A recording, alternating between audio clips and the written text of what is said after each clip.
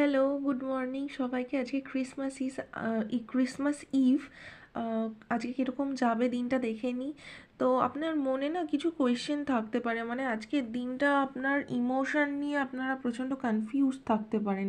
Emotion বা mood swing হতে পারে, আপ ডাউন, মানে আপ ডাউন করছে। তো সেই জায়গাটা আপনাকে খুব পেশেন্ট হতে হবে। আজকের দিনে আপনারা কিছু গিফটস রিসিভ করতে পারেন, ঠিক আছে? কোনো ট্রেজার হঠাৎ করে পেয়ে যেতে পারেন, ঠিক আছে, গুপ্ত সম্পত্তির মতো। তো লাভার্সদের জন্য একটুখানি ইমোশন নিয়ে কিন্তু পেশেন্ট হতে হবে, ঠিক আছে? ইমোশন খুব আপ ডাউন করবে, তো সেই জায়গাটায় একটুখানি পেশেন্স রাখতে হবে।